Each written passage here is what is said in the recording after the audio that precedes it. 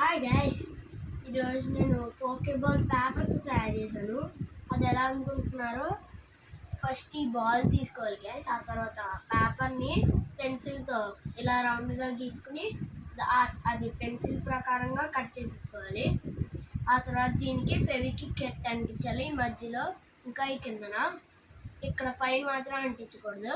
Next వెనకాల అంటే దీనికి ఇలా కొలుసుకుంటే ఇలా రావాలి.